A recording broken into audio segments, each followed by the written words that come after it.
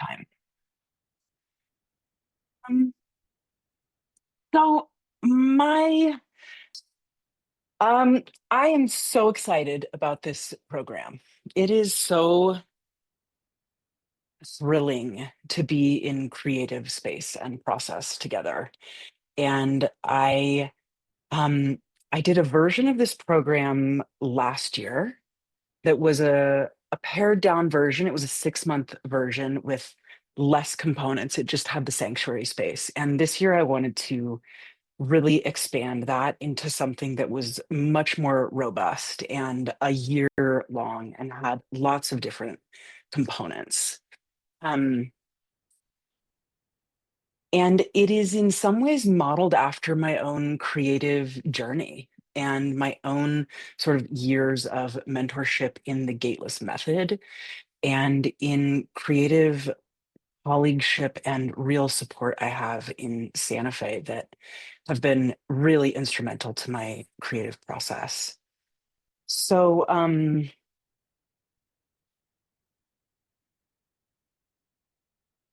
the space for me came out of a desire to not be alone in what is a very solitary creative process.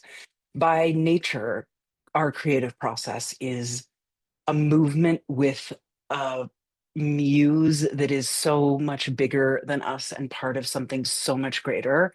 And often, when we're shepherding that muse, that is a solitary movement. And I have found in my life a lot of loneliness in my own creative process when I'm not inside of a sort of co creating space of writing together or doing the craft together. The sort of in between places have been hard for me to stay with the river of creation because it so wants to be in community. It so wants to be held and seen and shared and in a field of co-regulation and of inspiration and reflection and kind of being fed and seen in the collective field.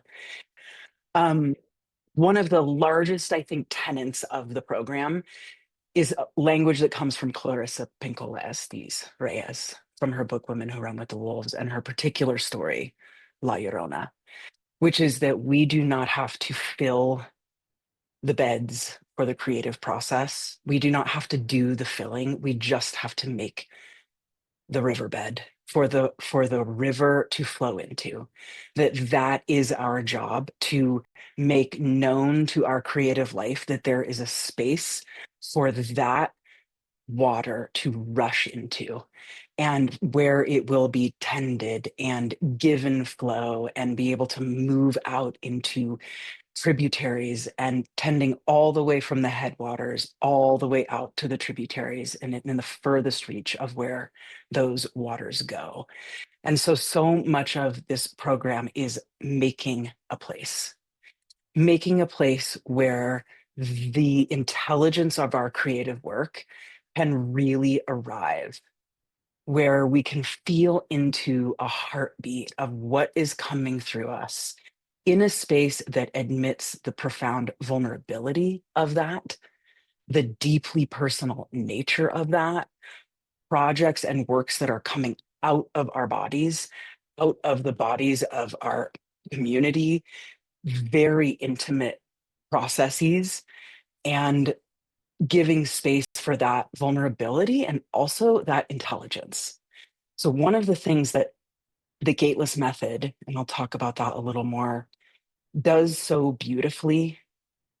And I think the atmosphere of this program is really held in a few different ways, but it allows the work to stand on its own, to meet the work on its own terms, to not be in a space that is sort of dictating things into a particular channel or being met with critique that is often disguised as craft, that is often disguised as intelligent feedback when all it is potentially critique, opinion, and something that has nothing to actually do with the work that is coming through us. No one else knows what that work is trying to do except for us. We are inside of a body of a work that has an intelligence to it and has an inherent order and craft and movement. And this is a space to really come into intimate contact, not necessarily just into production mode. And I think something that has happened for us, especially in the West, is our creative process has really gotten so co-opted by a culture of capitalist production. And so if we're not like producing something for sale or for in a particular way, that there can be a feeling that we're not in the creative process. And the arc of this time really is long enough for us to really get to sense into the rhythm of our creative process, to build trust with our rhythm of creative process, with the way that the work is speaking to us, which isn't always going to be an in the sunlight productive mode. There are so many rhythms and tides to what the creative process is. It is cycling through everything from the deep incubation to the rising energy to the full zenith and the dissolution and entropy and back down into incubation. That can happen in a single day. That can happen in lots of different ways. And so there's so much intention in the space to be inside. Parker Palmer, if anyone's familiar with him, wrote a book called A Hidden Wholeness. He has a very beautiful body of work, circles of trust, and work that he calls the courage work that come out of Quaker tradition, lots of it. But this sort of understanding that we need both community and solitude, but that often our solitude is lonely and our community is full of a sort of ideological exchange that doesn't really nourish our soul. And so he's created this thing he calls a community of solitudes, of like a being together in the soulful nourishment of our solitude, which is a conversation with the living being of whatever vision or movement is coming through us.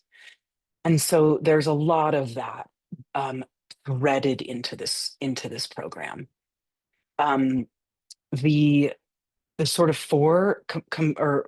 we have 4 spaces a month. It's designed to be rhythmic and also very spacious, and also allow you to miss some sessions without feeling like you're really missing something. I would say the keystone space would be the 5-hour sanctuaries on Fridays. And that is really born out of what I've created in my world here with a group of um, women who've become friends that we call Creative Spa, because it is just so delicious to come together and all be working on our projects, but we have this long period of time. And what we have found is that in the co-regulation of that intention, we are able to penetrate into spaces of our work that we simply cannot by ourselves. To be in a room, not talking, just able to approach things that have been too vulnerable, too dense, too intimidating, too overwhelming, too potentially logistically daunting, or whatever the project is, that when we come together, there is an availability of a sort of field that holds the process and allows us to go into and approach places that are really rich and that our work wants and needs, and also with the sort of the intuit that says, I thought I was going to work on this today, and this is what I want to do today. I actually need to lay on your couch and take a nap. I actually just need to read. I need to take a moment and sit outside and stare at the sky. I actually need to budget and research and get into like nitty gritty things that I've been putting off for a really long time. And so those spaces are so potent. And I would say our residency program of last year really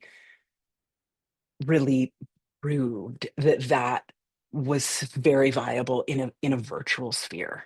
They were so beautiful and intimate, and that kind of intimacy between self and muse and craft and intelligence of one's own work and the way it speaks through us is such a nourishing, sustaining kind of lifeblood that feeds our whole world, way beyond just like a project.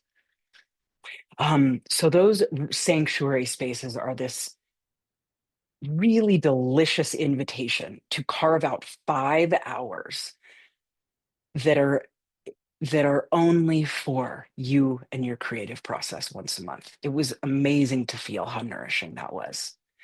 And in that space, we'll have time for sharing. We'll have time for reflection and really being kind of checking in with what's happening with us.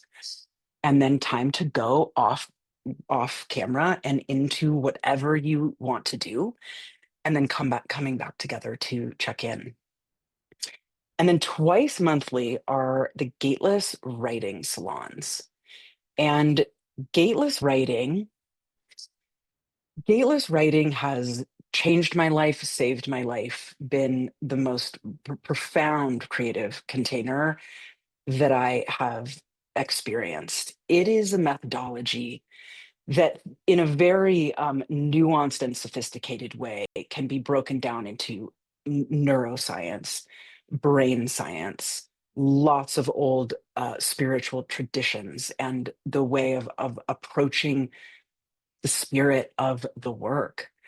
Um, and the gateless space is this incredible, we work with writing, and we, no matter what our medium, that space begins to let through what we are so over edited. It's like we get, the editor often comes out before the thing can even show us what it's trying to become. We are stepping in front of it with the editor and with the critic before we have allowed the wild, messy, gorgeous thing to come out to try to let us know what it is trying to become. We want a final draft before we have the wild draft. We want, even if this is in, even if your medium is painting, is um, weaving, is building a business, when we bring our pen to the page or work on a computer, we are inside of letting through whatever comes and then being reflected only with what has energy and what stands out. That is kind of the simplest way to name that. But what begins to happen in that is we start getting reflected in the inherent intelligence of our work and of what has power. What we would have thrown in the trash or said, this is a journal entry, or this is just like, there's nothing here. I don't want to be seen in this.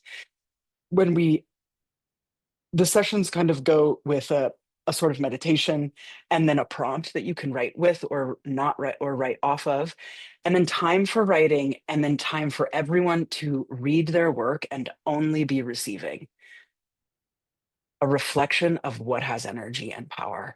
And what we begin to see is that inside of a very intuitive, non-thinking process is intelligence, is craft, is wisdom, is instruction, is exactly what we've been looking for, that we are trying to come out with. The critic and the editor really get in the way.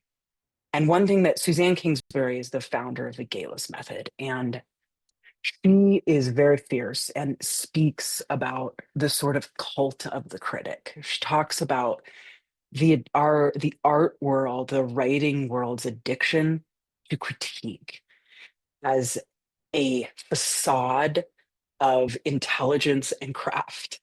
And she speaks about how so often when someone is seeking support and help with their work, no matter the medium, that what someone will come in with some kind of whatever authority we have granted them, is opinion, that then we take in so deeply, opinion that can stop us so deeply in our tracks, cut off the creative flow, instead of getting inside of the work to ask you, what is happening here?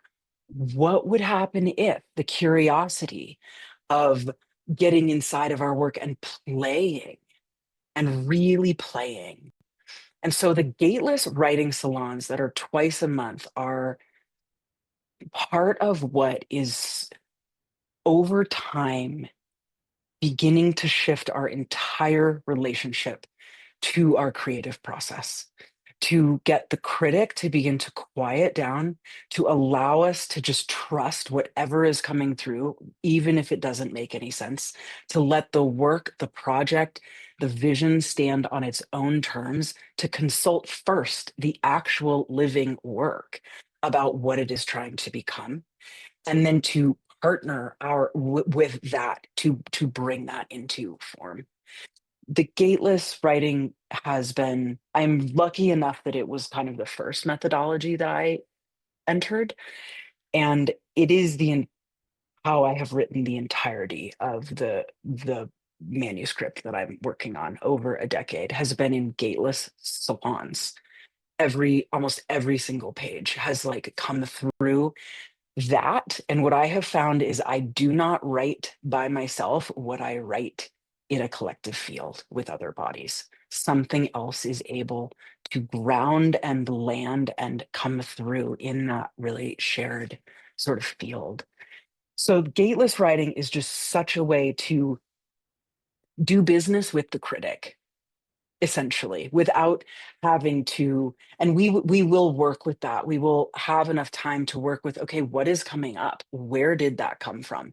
The La Llorona story in Women Who Run with the Wolves is a really profound story for attending to. It's a whole story about a motif of a poisoned river and a woman who becomes a mad woman because she has thrown her children into the river and drown her own children, those children being been driven to drown her own children, and the archetypal sort of symbolism of those children as our most precious creative life. How many projects have we just thrown aside and given away and thrown into a river and not tended and nurtured because that river is potentially poisoned with critique, with it is diverted, it is damned, it is being misused, it is being dried up by another effort. Like we'll go all the way into that over our months together and use that as this beautiful frame for kind of moving the waters of the creative process.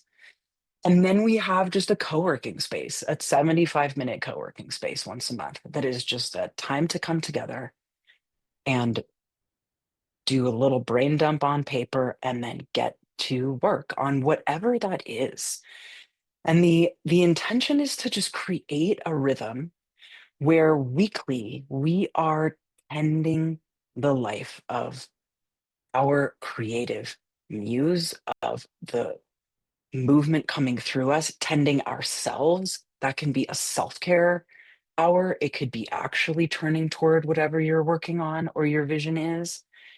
And I think that is one of the most exciting parts of the residency. And it was in the last one we did as well, which was just feeling how what trust gets built with um our capacity to be guided and trust ourselves and trust our intuition and move out of the um imposed structure or to-dos or perfectionism or it's like sometimes we are in our own way of our project, and and or lots of things are in the way the culture has told us we should be producing, um and just building that muscle of trust and that muscle of letting things through. there's a real intention in this program to really move something forward.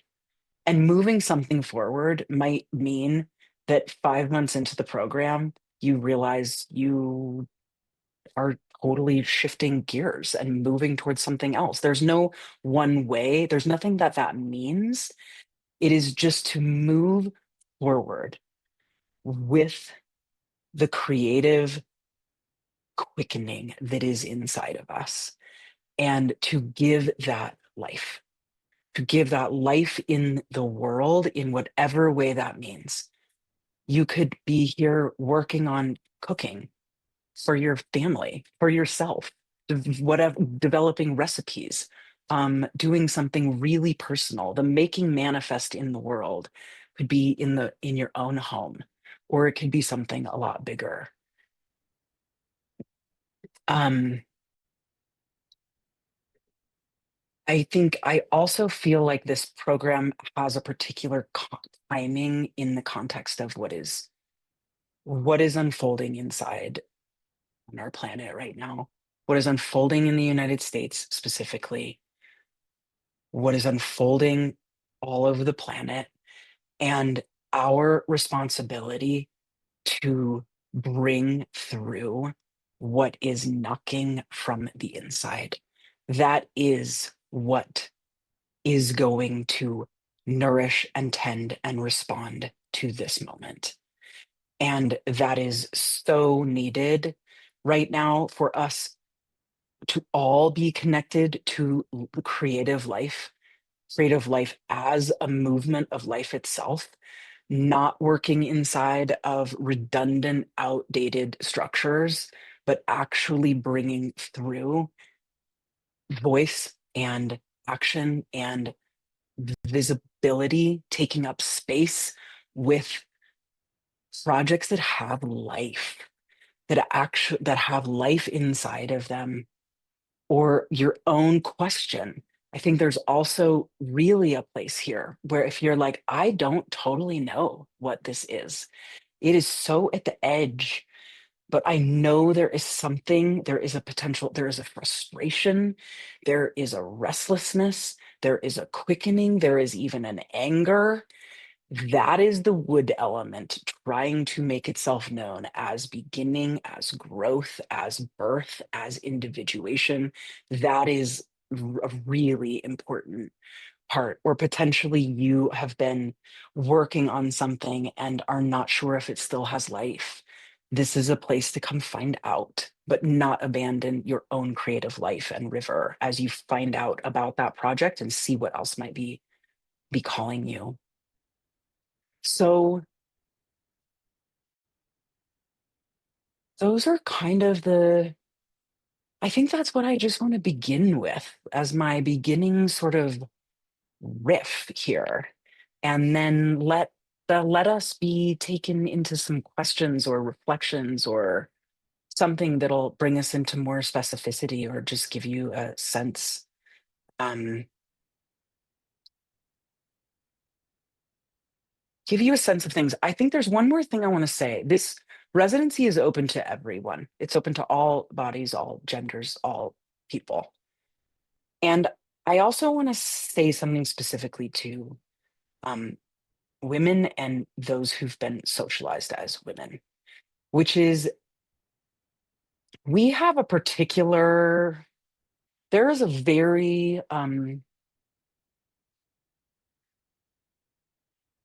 what it means to actually make it from ideation, I have an idea, I have a vision, to bringing that out and taking up space and completing is a very particular kind of situation.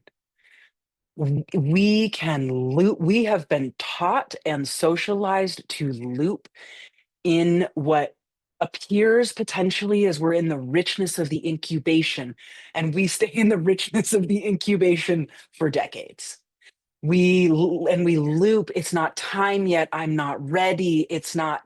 And there is this motion from coming out, taking up space, standing our ground, showing up, being able to articulate in a findable, seeable way in the world, there is often a place there that has been so under supported or even demonized inside of what the feminine is supposed to be doing or not doing. And that, in that musculature, the musculature of the yang energy that brings something from the invisible world out into the vulnerability of expression is a is so necessary for our own liberation, our own soul satisfaction, our own coherence in life.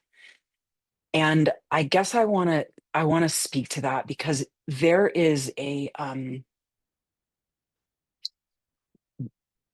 we can sometimes get caught in the part of the cycle that is the beginning and beginning and beginning and beginning and beginning, but not totally making it all the way out to that real showing up, that risking, and that standing in our own authority, like claiming our own authorship of what we're bringing through and our lives. And there can be a lot of manifestations of that. And again, I'm not just talking to women, but I know this is a very particular dynamic for the socialized female. That when energy has so we all might be skirting around different territories of our creative process. We might be so fucking frustrated and so tired of a something that is really important energy. That anger, frustration, restlessness, that is exactly what is quaking and dying to move itself into the light, to root down, to find legs, to find its expression. We can often like be in that frustrated kind of place, and if we stay there long enough and we don't burst through that into a follow through or this you know developing the capacity for the part of ourselves that brokers between inner and outer life, that knows how to say this is what lives inside, and now I know I am wise and shrewd and intuitive and muscled, and I know how to move this into the world in ways that support me in real terms.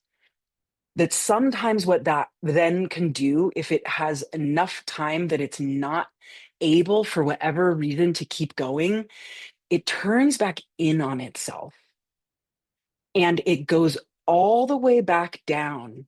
I'm thinking of Chinese five element theory here. And it goes back down into the water element. And instead of that restlessness and that quaking, what it looks like is exhaustion and depression and like I don't have any ideas. And what do you mean me? What like I have nothing, there's nothing here. But really what's happening is that this really profound energy has not it's like satisfied itself in its furthest movement. And so it's turned back in, and now it's like suffocating in itself.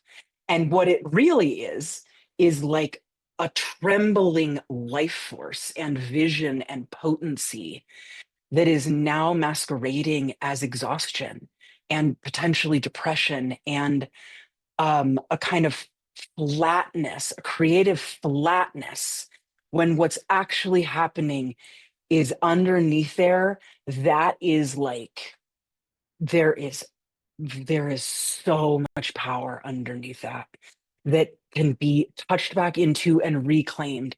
Dr. E, who I call Clarissa Pinkola Estes, in her book has this line I think of all the time about wildness, and it says, when she is silent, when in fact she is on fire. That, like, that. When we think we are, I don't, what, fill in the blank, but there is this harvest of, and this moving through all the creative blocks, all the fear, the like writer's block, the whatever we loop in, that this force that when it is allowed to come through knows how to find its way.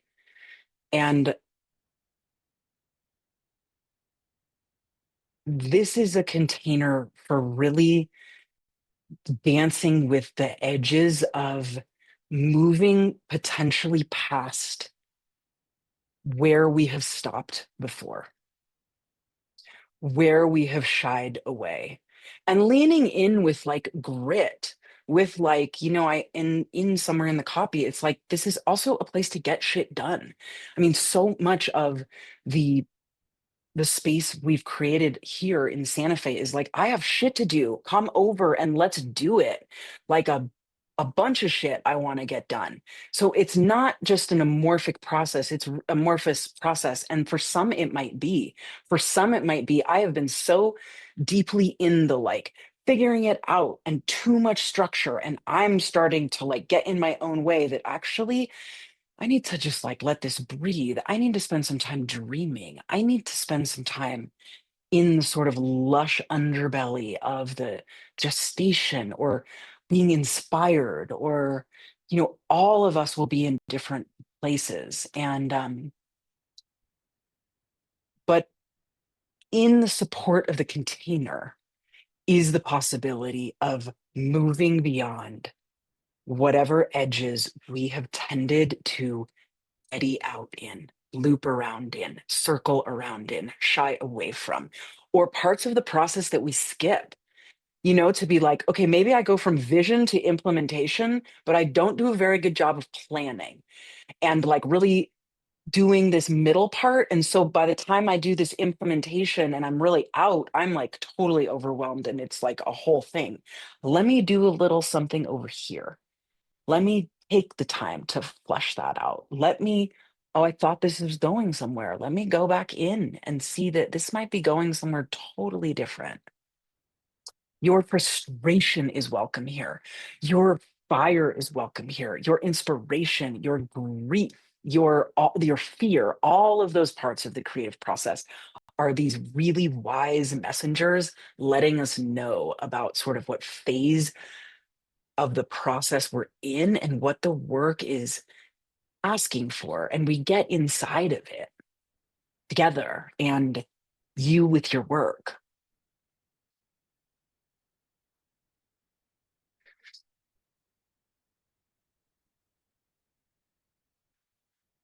Okay. So what's out there? Michael, I see you here. I see the abundance of support for the early stages and maybe later stages of the creative process. Where I can get stuck is in the execution part, where something rich and complex gets translated into a specific instruction. I mean, expression, into a specific expression. I'm interested in hearing more about where the less preferred and less creative parts of bringing a project forward show up in this creative support system network loom. So, Michael, what would you consider the less preferred and creative parts? I think I have an idea, but like, what are you referring to? Really, I'm referring to constraining the process, like going from, something that I might have clarity on what I wanted, what I think is important, but there may be five different ways it can come forward, right? So at some point, it's picking one, it's going down a path, it's then following through all the other things to bring it forth, which might mean, as you said, kind of how do I take risk and shine and put effort into it and sustain that when there might not be any other, positive reinforcement around it. And so that whole thing from that feels less creative to me, right? It feels more like, um, yeah, constraints and constraining myself for the purpose of bringing something forward. So I can I'm a person who might have five versions of something and none of them done, right? And you've talked a little bit about that from a Mhm. seasons perspective, but I'm just thinking practically, what's attractive to me about this is it's not a typical like, business building project, kind of here are the seven steps. And Yeah. and at the same time, some of that helps me sometimes bring something all the way to fruition. So that's a little bit more where I was coming from. I mean, I would say then, like, it's like that's what you're doing then in the sanctuary time and the co-working space is being like, I am going to, like, I don't, this is not like, I have no idea what should happen with your project, right? Or, but I'm going to learn about it and we're going to inquire into it together.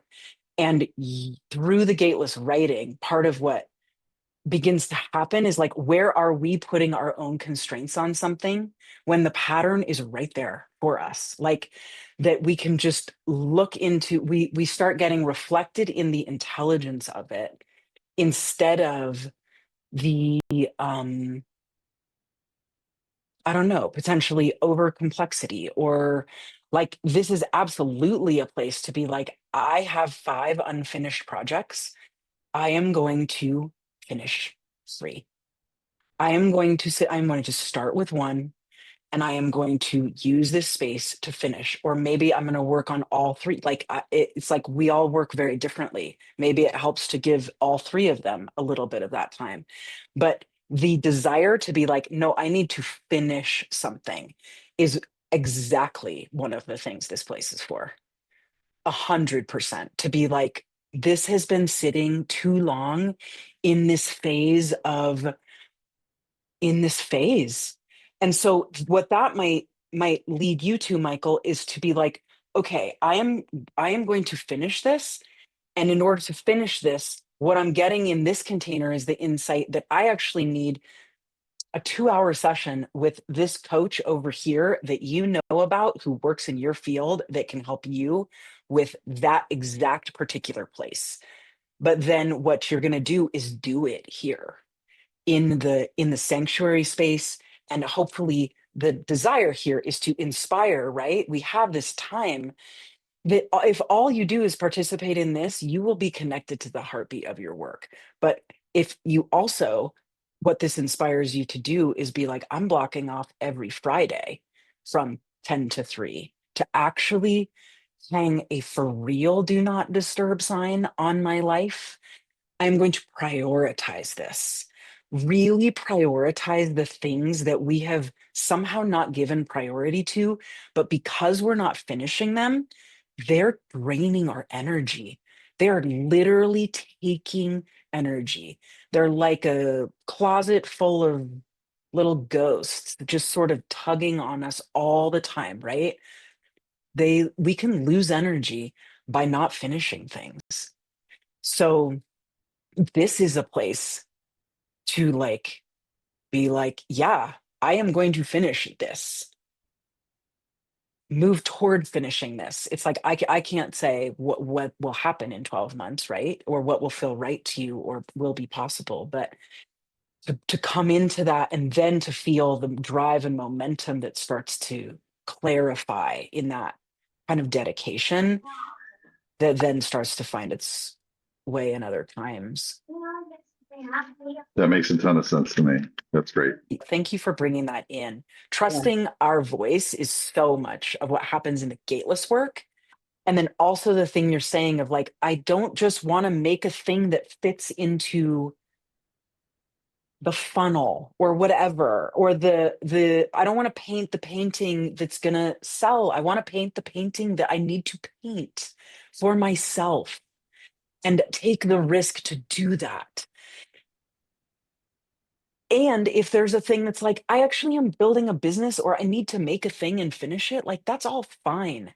But to be, I do think this container is supporting that sort of the living nature of whatever we're working on so that it doesn't get squozen by the critic or by the mechanical model of production and objectification, that our creative life is not an object to be manipulated or swozen from, or to come back into a relationship with the lushness of our creative life and our creative impulse. And for some, that might have a specificity to it, like this body of work that you want to move out beyond the threshold that it's been looping in, Yeah. to be in the conversation of artistry. I think it's also like, what is the risk for us to be moved, to like really let ourselves be moved, but then also take that movement into the execution part, the movement that follows all the way through and takes that risk of putting something out or finishing or finding a form, letting it take form, to feel that like the spirit of whatever the work is, the urge to create, it's where spirit is meeting matter to come into some kind of form, some kind of findable expression that can nourish us and the world. Yeah, totally. Is it possible to have a payment plan that extends throughout the year with monthly payments? Yes. That is actually the baseline of how I've set it up. Is that it is a $300 a month for 12 months. And that has been to make it accessible, but also to just sort of keep that as a like ongoing commitment, right? That it's just like, and this month, yes, again. And this month, I am continuing to invest in this process for myself. It's like what kinds of to-do lists I will do Yeah. that will totally drain me before I turn toward the thing that nourishes me. Right. It's fascinating. And it's like it's why I wanted to make a whole year, not just 9 months, but like a year. And we might want to, is so that we can find our way into those nooks and crannies and move beyond the like, oh, interesting. Okay, I see that. And there's something here sort of holding me long enough so that if I spend a whole month letting myself just be taken away Right. and like just letting that play out and not doing anything, it's fine. It's totally fine. And it might be actually super essential Right. to letting the real energy rise. It's like there's time in the year Yeah. where we're going to get to feel like I'm not just like finishing or doing like this month or this week or whatever. I'm staring out the window. I am tired. I am whatever. I'm going to read. I'm going to, to kind of get into the eros, like a real eros Yeah. with our work. I mean, the creative process is an erotic conversation. Right. And I don't mean that in a sexual way, but I also mean everything is sexual. Like our procreative energy is by very nature creative energy. And Mhm. so it's like Eros is that kind of like feeding and being fed, Mhm. feeding and being fed.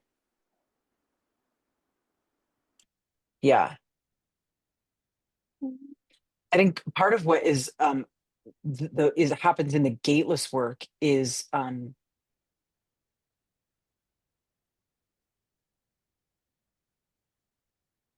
building more and more the groove of really being able to know, to trust ourselves, to hear, to cut out the noise and to bring the overwhelm also. It's part of the creative process, but to be in a container of just trying, playing, knowing, playing with a trust.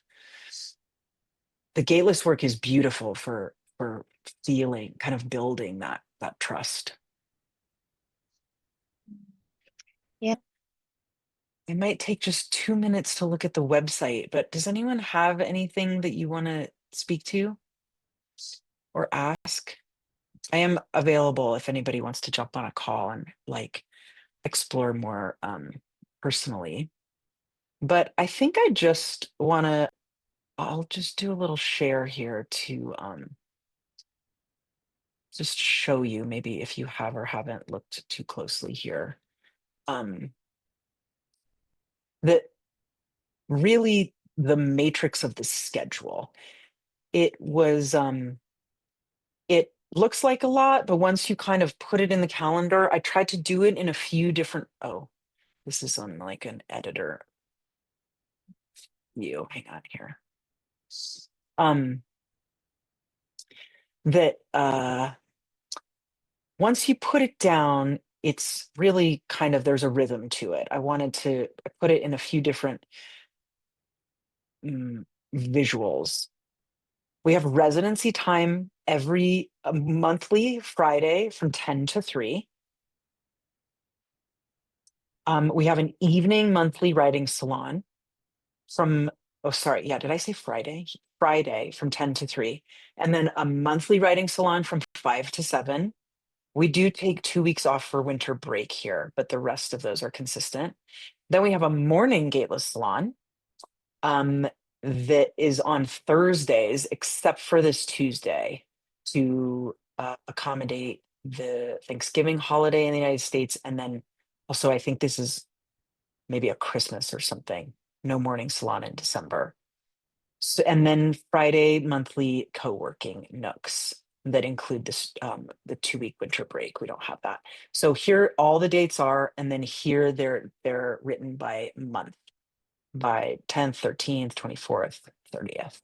So hopefully that is clear. It's, yeah, it's really lovely to just come together and talk about this. Please let me know if you have questions or want to talk more. I feel excited and so nourished by just being in space with